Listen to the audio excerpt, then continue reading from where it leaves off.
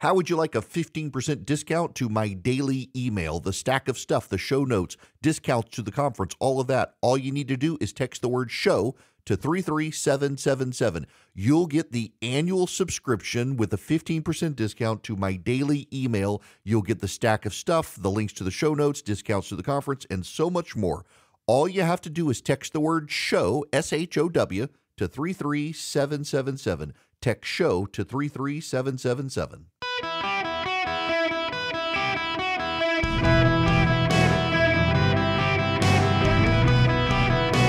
Welcome to the Eric Erickson Show podcast, Hour 2. Hello, America. Welcome. It is Eric Erickson here, the Eric Erickson Show across the nation. The phone number is 877-973-7425 should you wish to be on the program. Glad to have you with me. Text Eric, E-R-I-C-K, to 33777. Subscribe to the show notes and more by doing that. You can follow me around social media. Put up a lot of clips on Instagram and like, but you really should subscribe to the daily show notes. Everything that I talk about during the show, we put links in there to all of it, so you got everything, and then more so. For all you who complain about where do I go in the press to figure out what's actually happening, well, there's a great resource for you where we do a very good job of breaking down every day what's going on in the world. Text Eric to 33777. You know, I want to go on and take this phone call because I wasn't going to talk about the subject today, but I think I might as well before I get to what I was going to talk about. Vula, am I mispronouncing your name? I'm afraid I might be. Is it Vula? Vula? You there? Uh-oh. Well, all right. We're going to put you back on hold, and we'll get back to you and see if we can get you. I have no idea.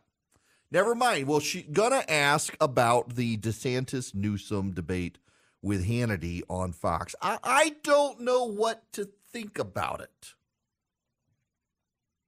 I honestly, I know I'm supposed to have an opinion. It's what I do for a living. These are two men who both want to be president. Newsom wants to be president yesterday. And I think it's increasingly obvious, by the way, that that Joe Biden, if he steps aside, or Newsom's going to make a huge play for it. There's a growing alarm within the Democratic strategist establishment, whatever you want to call them, the establishment class, the Democratic strategists, that Newsom would actually be bad for the Democrats. And I don't think this is appreciated enough that that he would be bad for the Democrats. There just seems to be this perception that if Newsom were to run, he would win. I don't think so. Have you paid attention to California? I don't know that most Americans want America to be California. If anything else, so here's what I think we can gather from this debate. If done right, if Hannity asks the right questions, that I really think that we could learn a view of the nation. We would be able to see the nation and the dichotomy of the nation, and how the nation divides itself up between the worldview of California and the worldview of Florida. Now, Vula, you're back. Let's see. Are you there? Yes, I am. And thanks for those daily emails. They're very informative and help me cut through all the noise. Thank you. So I appreciate that. My question is about the behind the scenes of debate prep. Who do you think, and how do you think DeSantis is prepping for this debate? Who do you think is coaching him on getting ready? You know, and then I don't know that I know who is prepping him, but yeah, you essentially you kind of know who Sean Hannity is. You know the sorts of questions he's going to ask, and you know the areas you want to hit. So he's got somebody who's jousting with him, I suspect, and Newsom doing the same with someone. And what you want to do is you want to find someone who's not a caricature of the other side, but who can actually be as accurately balanced to what the other side would be like. And Newsom actually has an easier shot at this than DeSantis, frankly, because DeSantis is on a debate stage, so Newsom can gather what his style of debating is like, where DeSantis can't do that with Newsom. I spend about 6 months in the panhandle of Florida each year, and it's remarkable. It's a great state to be in. What sort of hits could Newsom make against DeSantis? I mean, the economy's great, education and parental rights are strong. How could Newsom land a blow on DeSantis? Great question. I honestly think it is the way he would target it is on the social issues. Like, for example, alleging how Florida bullied Disney. He'll make that allegation. He will argue about Florida schools, though he really can't say much there because the schools are great. He'll argue about Florida has crime problems as well, that they're using California as a mat to wipe his feet on, when really California is doing better on crime per capita than Florida. He'll argue those sorts of things. I don't know that any of them have a lot of merit. I think largely what he will do is he will argue that he has a supermajority in California, in the California legislature. In a way, DeSantis has a supermajority in Florida, but that DeSantis has bullied everyone in Florida to get his way. And Newsom will say, I've never had to bully people. We just get along with consensus, which is really a lie. But I think that's kind of what he'll do, that it'll be leadership styles and then overall vision for the country of should the country have a greater social safety welfare net? Should the country do more to help the poor at the government level? What do we do with illegal immigrants? Et cetera, et cetera, et cetera. But again, it all depends on Hannity's questions as well. We'll have to see about how that debate shapes up. Now, I want to talk about something else outside of politics. We'll get back to politics. So I need to preface this with something. Oftentimes I get a little bit more philosophical, if you will, at the end of the year as I'm thinking about bigger picture stuff, and Christmas and Thanksgiving. They're all piled in together, and dealing with all the stuff in our family stuff and friends and all, and the conversations that keep coming up as family gets together in the holiday season. And then as I interact with a lot of you. So there's this piece. The piece is not of relevance to most of you. I want to start with this, but it's a great kicking off point. It's written by Kevin DeYoung. Kevin DeYoung is a pastor in the Presbyterian Church of America, my denomination. And it's on Doug Wilson. Some of you know Doug Wilson in Moscow, Idaho. He's built this massive following up there. The piece is called On Culture War, Doug Wilson and the Moscow Mood. Let me just read you kind of the opening of this. Each of the great world civilizations, Christopher Dawson wrote in his classic work from the 1940s on religion and the rise of Western culture, has been faced with the problem of reconciling the aggressive ethos of the warrior with the moral ideals of a universal religion. But in none of them has the tension been so vital and intense as in medieval Christendom, and nowhere have the results been more important for the history of culture. At the heart of Dawson's provocative thesis is the insistence that Western European culture was the coming together of two cultures, two social traditions, and two spiritual worlds. The cultural formation of Europe combined the war society of the barbarian kingdom with its cult of heroism and aggression, leavened by the peace society of the Christian church, with its ideals of asceticism and renunciation of its high theological culture, Arguably, the Crusades expressed the best and worst of this synthesis. There were times when the fusion of warrior heroism and Christian virtue produced something noble and exemplary during the centuries-long effort to reclaim the Holy Land. And there were times when the fusion failed and produced something ugly and lamentable. And even the failures teach us about the aspirational ideals of Christendom. We cannot understand the rise of Western culture without the religious unity imposed by the Christian church in the Middle Ages, and likewise, we cannot understand the flourishing of Christendom unless we understand that it grew up out of the soil of warrior kings and barbarian kingdoms. Dawson's thesis, though concerned with the rise of Western culture in the Middle Ages, is instructive for our own age. For many, it looks as if Western culture has been overrun, whether by Muslim immigration in Europe, critical theory in our universities, sexual degradation in our popular culture, violence in our streets, or plain old anti-Western vitriol in the hearts of many Westerners who have no idea how much more miserable the world would be if their deluded wishes came true. If this is the world we live in, or even something generally headed in that direction, the question we in the Christian West are wrestling with is what to do now. Which brings him to Doug Wilson in Moscow, Idaho. By any measure, one has to marvel at the literary, digital, and institutional output that has come out of Moscow, Idaho. While some internet cranks are wannabes trying to make a name for themselves by trying to tear down what others have built up, Wilson is to be commended for establishing an ecosystem of schools, churches, media offerings, and publishing ventures. He deserves credit for being unafraid to take unpopular positions. Moreover, he understands that opposition to Christ is not to be taken lightly. Now, this is a religious angle and a religious person and religious issues, but there's a larger point here because I have gotten this so much from so many people over the last couple of weeks, and I have been feeling it myself. Loving your neighbor kind of sucks sometimes. I don't say that lightly. But my gosh, I realize nowhere is anyone going to say that it's easy to love your neighbor, but some of these people, you just want to wring their necks and send them off to some re-education camp somewhere. Good gracious. Loving your neighbor's hard, particularly harder on the internet.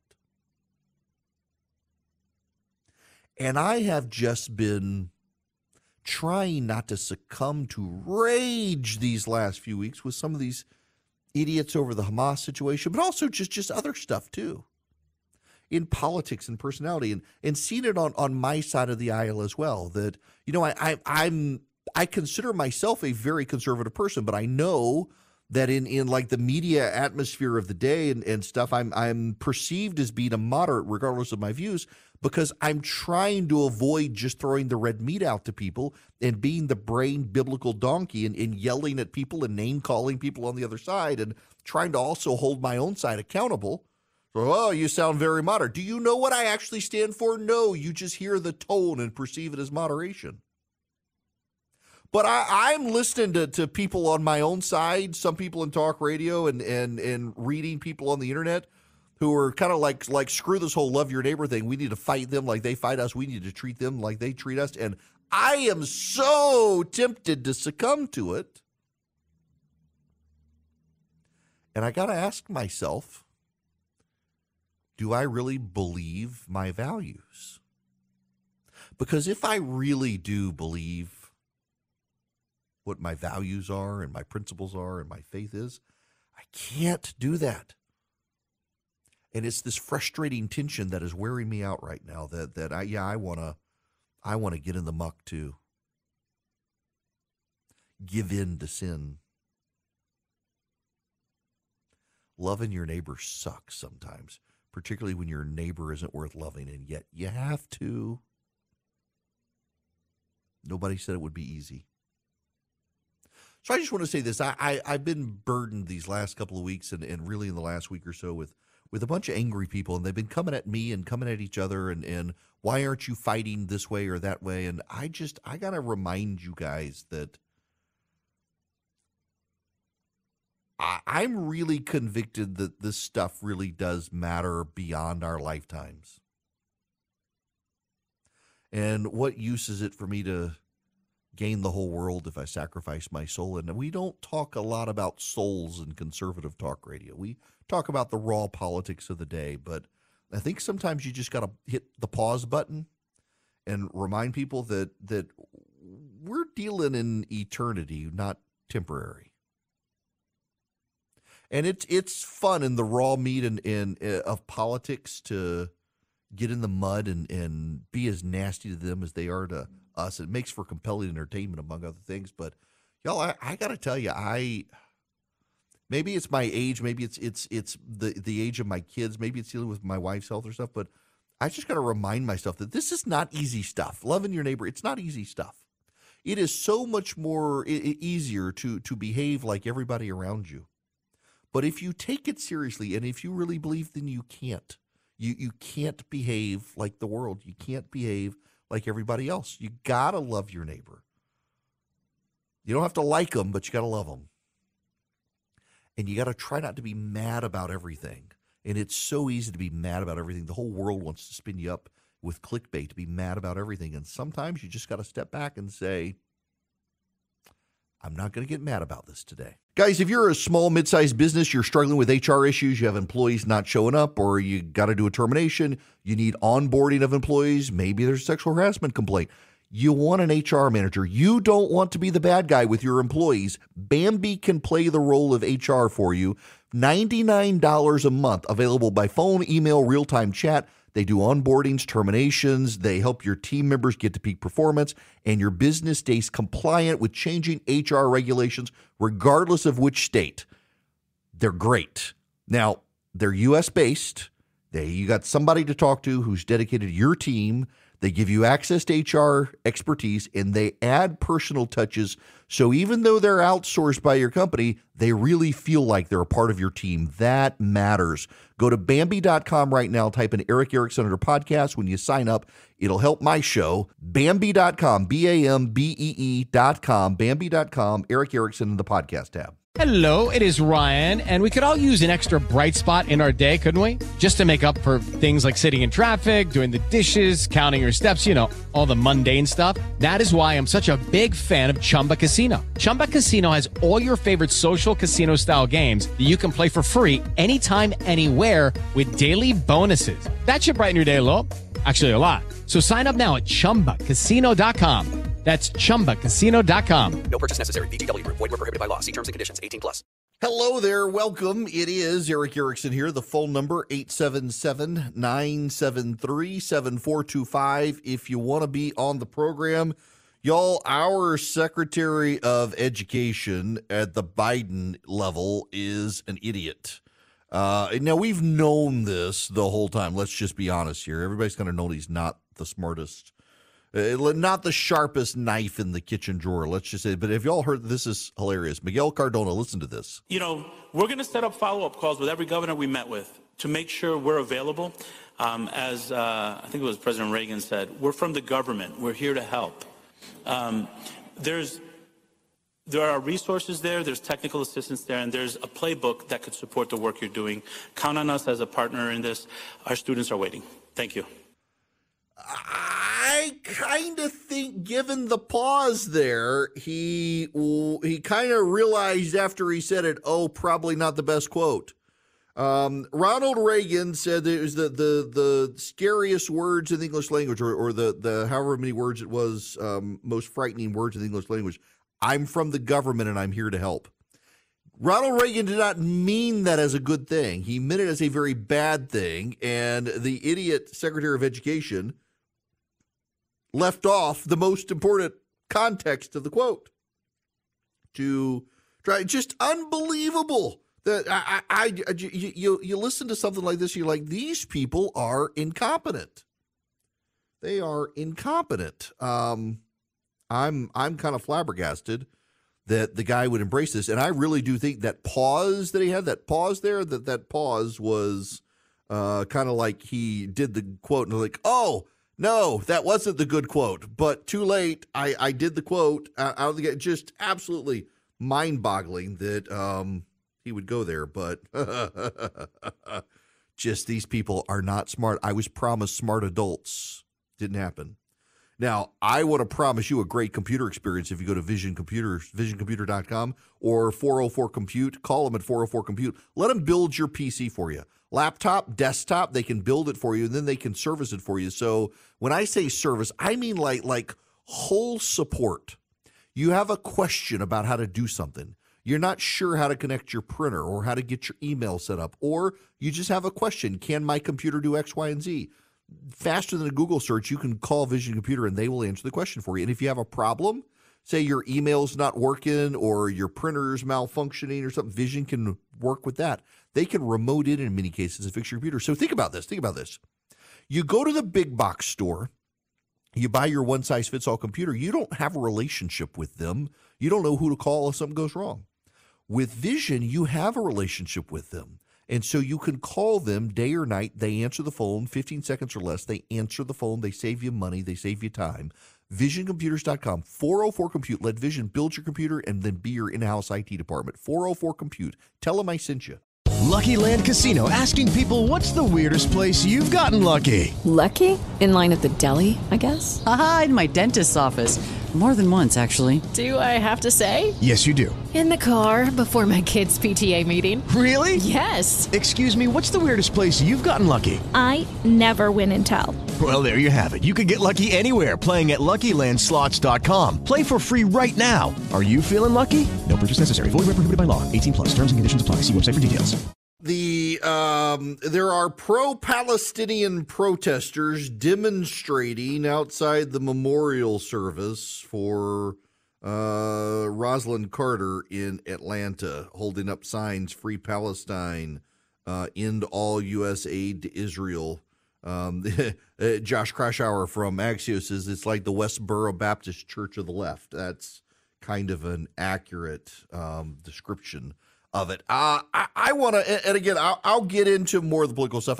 Yesterday I spent so much time on the raw political stuff that I was like, I gotta find other stuff.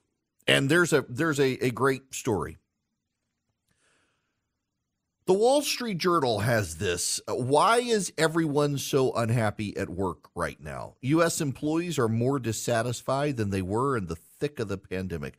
So, Charlie and Philip, assuming you're listening to me right now, are you happy with your jobs? Huh? Yes, I'm talking to both of you. Uh-huh. Yeah. You're satisfied with your job? Keep in mind, I'm issuing Christmas bonuses shortly, or not. I take it everybody's happy. I am a fantastic boss. I want y'all to know that. I am a genuinely fantastic person to work for. I'm easy to get along with. I'm not super high strung, nor am I like bipolar and turn on a dime. I am a wonderful boss. I just want you to know that. And they want you to know that as well. Right, guys? Americans are unhappier at work unless you work for Eric Erickson LLC. Americans are unhappier at work than they have been in years. Despite wage increases, more paid time off, and greater control over where they work, the number of U.S. workers who say they are angry, stressed, and disengaged is climbing, according to Gallup's 2023 Workplace Report. Meanwhile, a Bamboo HR analysis of data for more than 57,000 workers shows job satisfaction scores have fallen to their lowest point since early 2020, a 10% drop this year alone. In interviews with workers around the country, it's clear that unhappiness is part of a rethinking of work life that began in 2020. The sources of workers' discontent range from inflation, which is erasing pay gains, to the still unsettled nature of the workday. People chafe against being micromanaged back at offices, yet they also find isolating aspects of hybrid and remote work. A cooling job market, especially in white-collar roles, is leaving many professionals feeling stuck. Companies have largely moved on from pandemic operating mode, cutting costs and renewing a focus on productivity. The disconnect with workers has managers frustrated, and no quick fix seems to be at hand. Those in charge said they've given staff more money, flexibility, and support, only to come up short.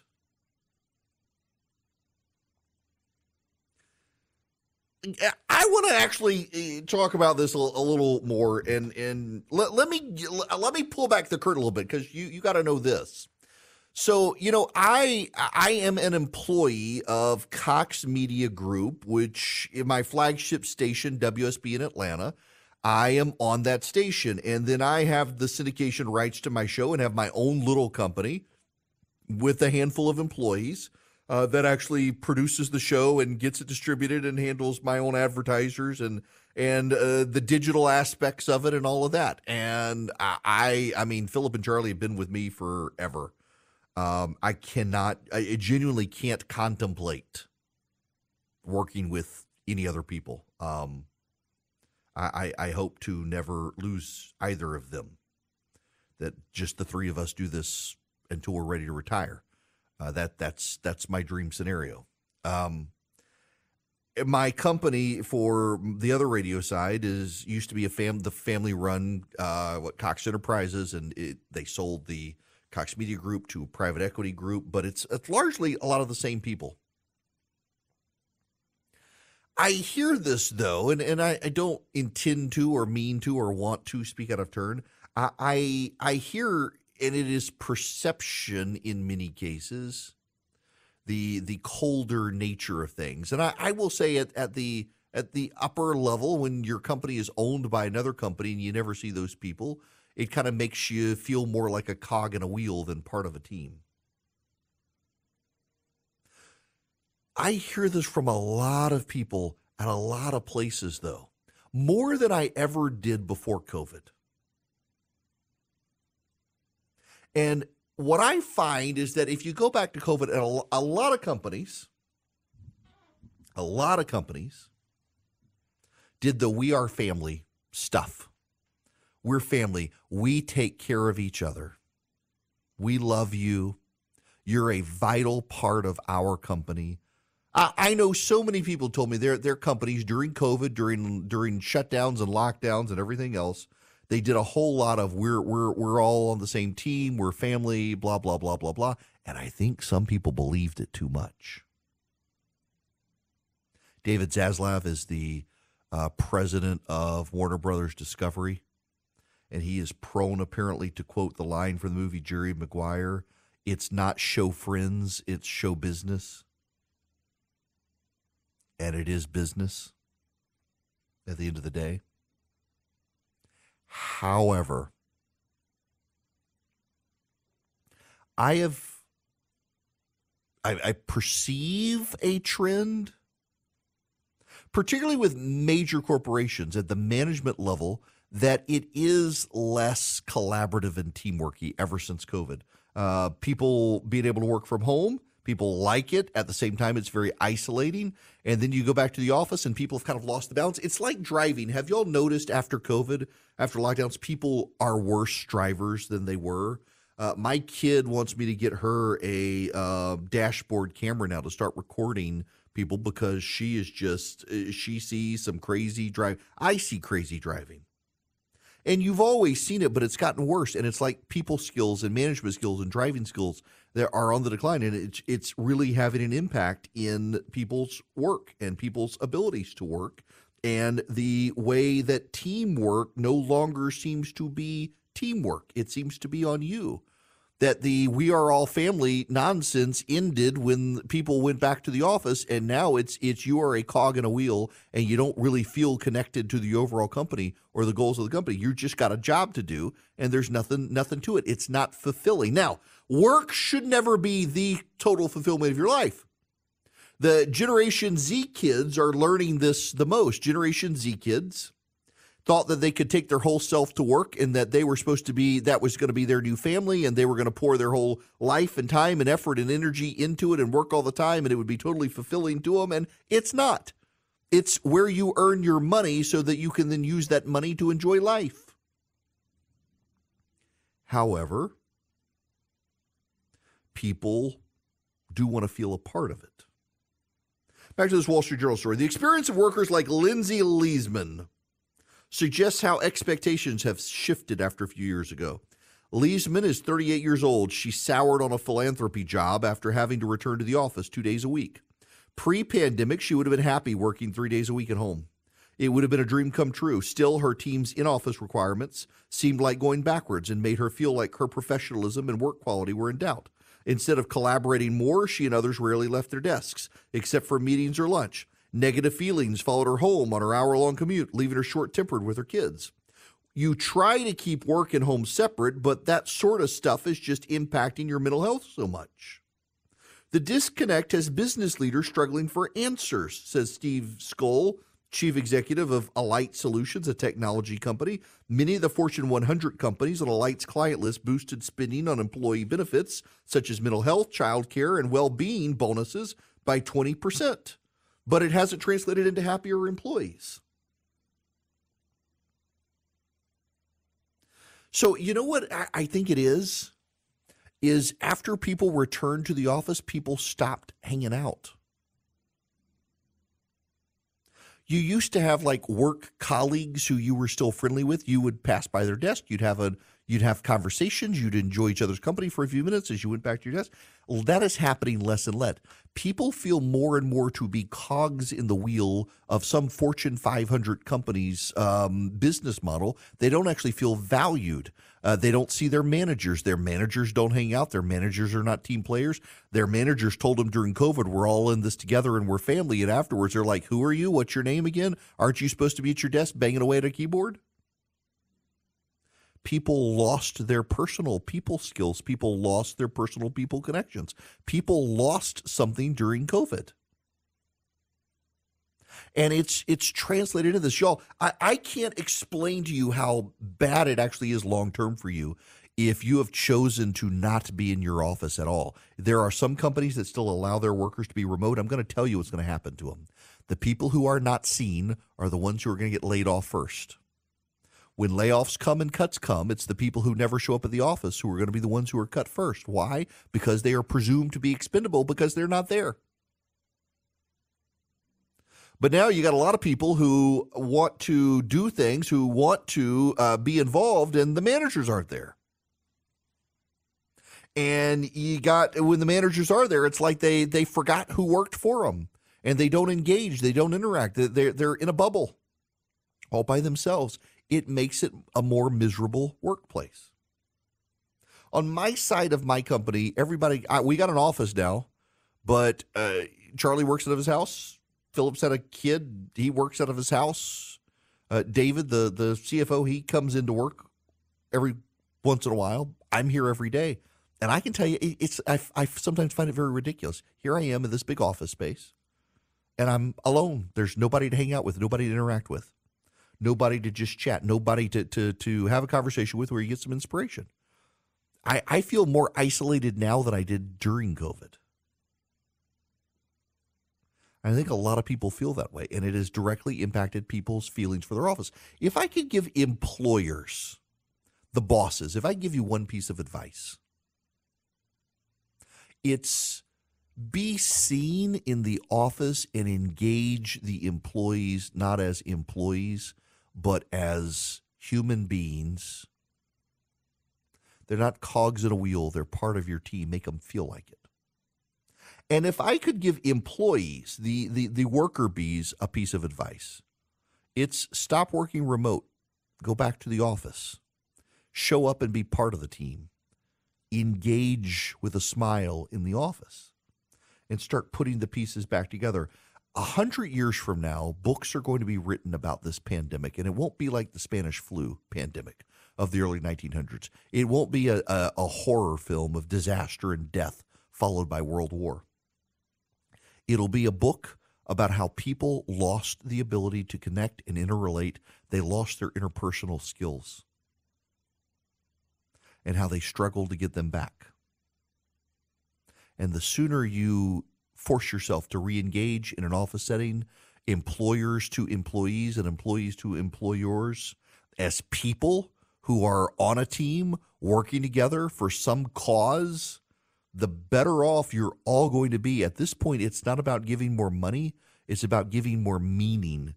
And not enough workers are getting it and not enough employers are giving it. And that's going to have to change to turn this around in the office place. Except for Charlie and Philip. I mean, they don't need any meaning in life. Their world is supposed to revolve around me. They never even texted back, people. I want you to know. They never even replied to me. They may not even be at work, and I don't even know it because they work remotely. That's the other problem. Now, I got to move on to Patriot Mobile and tell you about their first-class cell phone service. You can move to them. You grow their profits. They grow their giving to the conservative movement. It is a 1-2 punch to grow the right. What you do is you go to patriotmobile.com/Eric, or you call them at 972-PATRIOT and tell them I sent you. You get free activation with my name. You roll your cell phone service over to them. You get guaranteed great service using the same cell towers you are already using. And then as they grow their profits, they grow their giving to the conservative causes you care about. Second Amendment, pro-life movement, conservative parents, running for office. You can even take your existing cell phone number to them, existing cell phone number. You take it to them, or you get a brand new phone number from them. If you have an unlocked phone, you can take that to them. And you don't miss a beat. You get guaranteed great service. If you don't believe me, go to patriotmobile.com/Eric. Put in your address. They'll zoom straight to your house so you can see how good the 5G, the data, the voice is. It's patriotmobile.com/Eric or call them 972-PATRIOT. If you call them at 972-PATRIOT, tell them I'm the one who sent you, and they give you free activation with my name. With Lucky Land Slots, you can get lucky just about anywhere. Dearly beloved, we are gathered here today to... Has anyone seen the bride and groom? Sorry, we're here. We were getting lucky in the limo and we lost track of time. No, Lucky Land Casino, with cash prizes that add up quicker than a guest registry. In that case, I pronounce you lucky. Play for free at LuckyLandSlots.com. Daily bonuses are waiting. No purchase necessary. Void where prohibited by law. 18+. Terms and conditions apply. See website for details. Those clowns weren't responding to me. My employees were not responding to me because they were on Twitter dragging me with my former friend Joe Cunningham while I was talking about all the great things I allow them to do, like work from home and give them Christmas bonuses, which it's not too late to yank those back. My gosh, the people I work for. You would think that I, like the namesake of the company, I should not have paid that insurance premium today. If I drop dead, my employees get a lot of money. Y'all be suspicious for me. I paid that insurance premium today. I should have canceled the policy.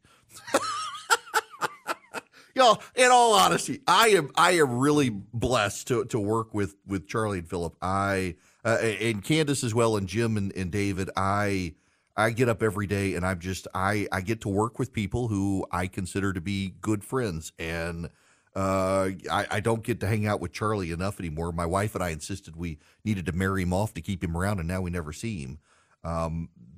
But gosh, I really wouldn't want to work with other people. It's a lot of fun to show up at the office and do this show every day. But I just, this post-COVID stuff is so isolating too.